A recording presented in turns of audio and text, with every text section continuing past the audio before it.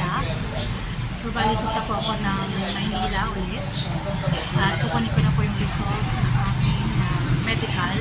Lumabas na nga po yung aking result ng medical. So, bali yun as daw po yung aking sugar. So, bali above the range po. Ang normal po ay 4 ml to 5.7. So, bali yung akin po ay 5.9. Kaya po nag-reseta lang sa akin yung mismong doktor na nagbasag ng evaluate ng aking medical ng metformin. Yung po kanyang brand ay Gourmet XR. So, bali binili ko rin po yung kahapon. Then, nag-sign lang po ako ng kanilang yung tawag ko para po sa katunayan, pumapalit ako, na maggamot ako, bilang ginagawa or po nag-reseta sa akin ng gamot. So, yun nga, sabi sa akin ng receptionist or assistant doon na by 12 noon daw po, yung medical certificate po is magiging ready na siya. At around 3 or 4 p.m. ay release na po. Ayun.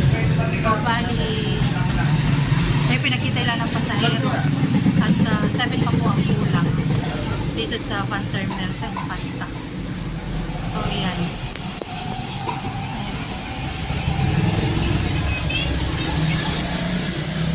So, ayan, ingat sa akin. And see you guys later dito sa safety. At based po din sa akin, ang magiging flight ko na po ay sa 31. At ako pinagpabook na kahapon. Dahil na po sure na yung med certificate ko na makukuha. Kaya sabi ng aking amo na magpabook na po ako. So yun, nagpabook na po ako. Sa May 31 po ang aking. So ayan, see you guys later. Bye-bye! So ayan po at kami pialis na. Punta na po kami sa Maynila. Wait.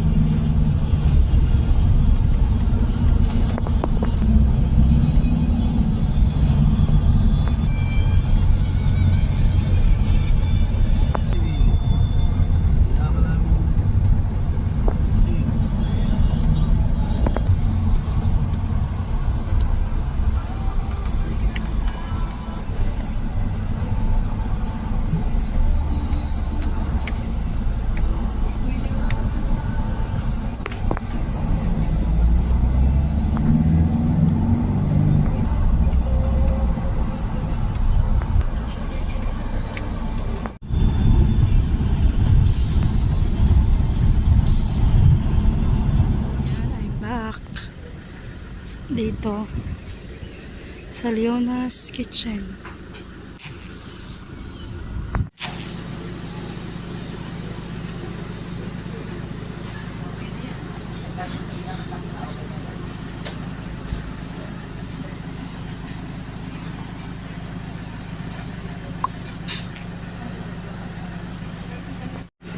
So, dito na po yung order ko. Ang Goto Batangas. Ayan. Kain po tayo.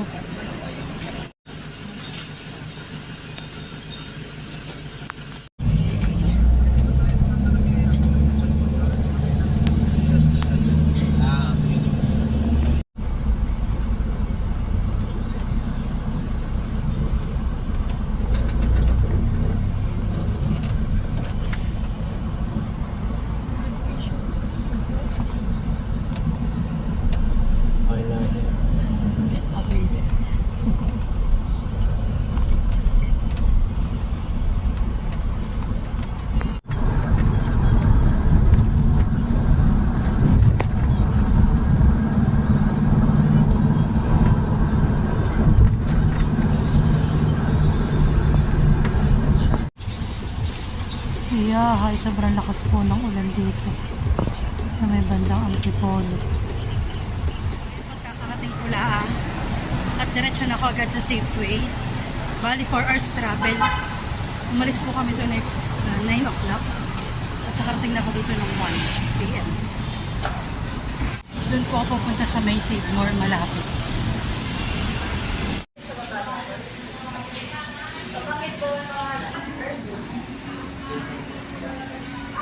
So ayan po, finally I got my medical result. Ayan. So mamaya ko na lang po siya buksan. At sabi po kanina ng dispatcher ng van terminal ay palis na daw po ulit pa Infanta yung van. So yun, kailangan ko na magmadali para ako'y makauwi na ulit ng Infanta po. Ayan, at finally pa-Infanta na ulit. Ako na po yung aking medical result. Ang daan po namin ay sa Marcos Highway, hindi po sa Marilaki, dahil meron po pasahero na Ariel. At sa tigay makakabili pa ko ng siyang aling may favorite.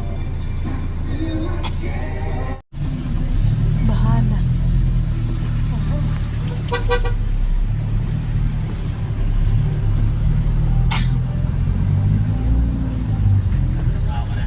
Konting ulan daan po ay bahala.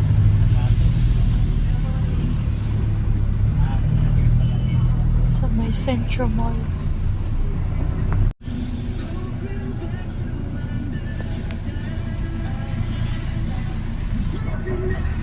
So ayan, at dito na po ulit kami sa stopover. Ayan. Ito po ay stopover doon sa may Marcos Highway Road. Kain po ulit, Goto Batangas ulit. At ako po yung nagbili ng tinapay sa may malapit sa terminal ng van ng Manila. Ayan po. Bagay na bagay po dito sa ating Goto Batangas. Ayan po.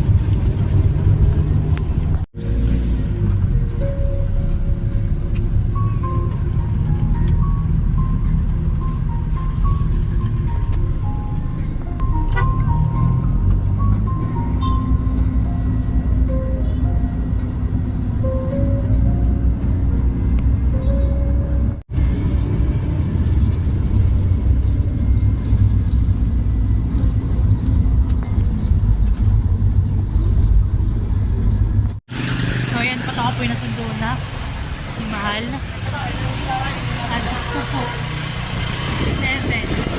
Medyo po natagalan yung biyahe, sobrang traffic po sa Cavite Dilaan at maulan ay may mga baha-bahan. So yan, ito rin po minatan pero parang umulan din po kanina. So ayan po yung mga. So ayan po, at ako po'y dumating na dito sa amin. Kami pinakakain na ng hapunan. At tutungkab daw po. Ano ba? Magtatangkab daw po yung dalawa. Ni Makoy at ni Keloli, kami po'y audience lang. At may binarin po akong balot. Ayan. Tsaka po yung shingaling favorite. Maghahambugan daw po bago ang flight. Ayan.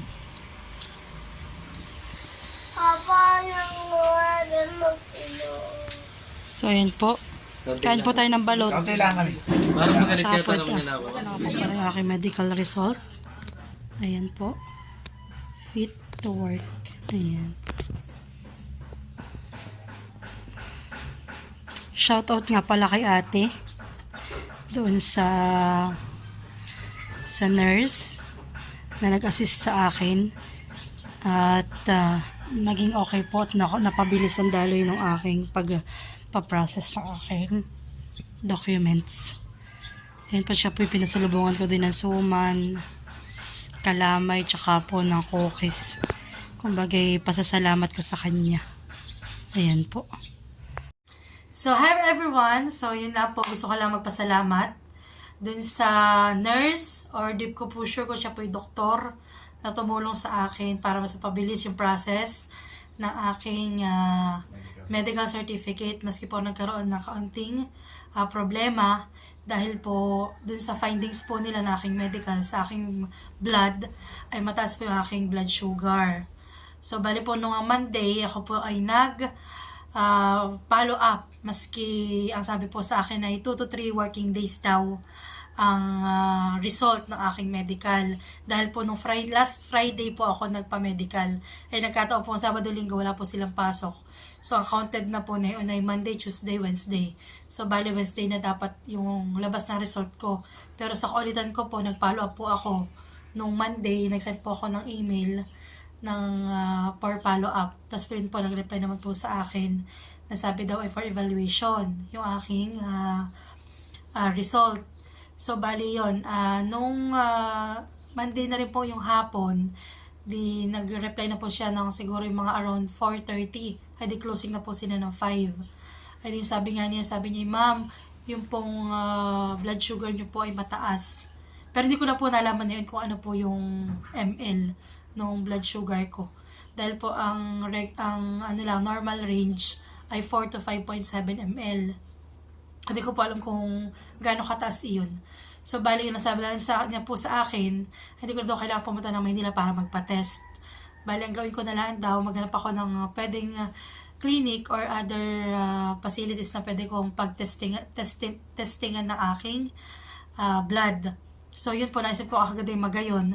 So, Tuesday po, ng umaga, nagpa-blood test na po agad ako sa Magayon. Then, sabi po yung mga 9:00 daw ng tanghali ko siya. Ng umaga din, kung makukuha yung result. So, yun po, nagpunta na po ako doon dahil po ang mga bandang 9 to 9:30 po, nagpunta na po ako at nakuha na po namin result. At ang result po ng aking sa blood sugar ay mataas pa din po ng 0.2. Bali, ang normal range niya po hanggang 5.7, yung po sa akin ay 5.9. So, yun, kagad po ako nakapag-coordinate ulit dun sa kay Ma'am Michelle ng Safeway. At yun po, tinulungan niya ako. Nagbigay siya sa akin ng parang pong waiver na sa katunayang, yun nga na ako ay gagamutin nung, binigay po silang reseta na tablet dun sa metmorphine. Tapos ay,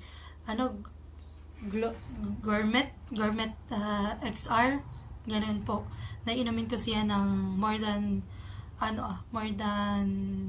bali 100 pieces po yun ay di 30 bali maghapon siguro po more than 1 month ko siyang iinumin dahil twice a day. Then after po na yun, screenshot ko lang po yung aking waiver na pinirmahan tsaka po yung aking receipt ng binili kong gamot at sinend ko na po sa kanya. Tapos po, nakakatuwa po siya maski pa paano talaga siya nakikipag-coordinate sa akin. Natawag po talaga siya, nag-update po kung ano na. Tapos ay, di yun nga po, sabi niya po, tinanong ko po siya at gawa ng by Thursday po, ang gusto ng aking amo, na ako po ay makarating na doon sa Dubai. Ay di yun po, nakapag-coordinate ako sa kanya na sabi ko, baka ma'am, pwede po makuha siya ng, ng Wednesday din, at yung medical certificate. Yun naman po, bigla niya akong na-reply ulit na, yun nga, magiging ready siya before 12. Tapos, ang releasing po ay 3 to 4 p.m. So, ayun, nagluwas po ako na yung Miyerkules. At yun nga, nakuha ko. Tapos ay, nakakatuwa at, kumbagay, mas napabilis yung pagkuha ko po ng medical certificate. Napakaano po rin niya. Yung masikaso po. Thank you po at saludo po ako sa inyo. Thank you po, God bless po sa iyo, Ma'am Michelle. At si Lord na po ang bahala sa inyo, sa iyong kabaitan. At isa pa nga po pala, dapat ay papabook na po ako ng aking amo ng Thursday. Ay ako po yung nakiusap na baka naman pwede gawa ng Miyerkules po ng umaga ay magbabiyahe ako. Papunta nga ng Maynila. Tapos ay babalik ako din ng hapon. Kumbaga, syempre gusto ko, at least gusto ko mula po makapagpahinga maski isang araw. Tapos yun, pumayag naman po siya. Wala naman pong dalawang salita at pumayag siya na sige, magpabuka na lang ay sa Friday. So, bali, yun po, para sa inyong kaalaman, bukas na po ang aking flight. Yan. Sa lahat po ng aming viewers ni Makoy, silent viewers, thank you so much po. Sa amin po lahat ng subscribers at sa mga magsusubscribe pa, thank you so much po. Mag-iingat po tayong lahat. God bless. Sana po wag po kayo magsawang sumuporta sa aming vlog. At maski po ako mag-iisa na magva-vlog, sana po ay supportahan nyo pa rin po ako. Yun lang po. Thank you and God bless po. Bye-bye!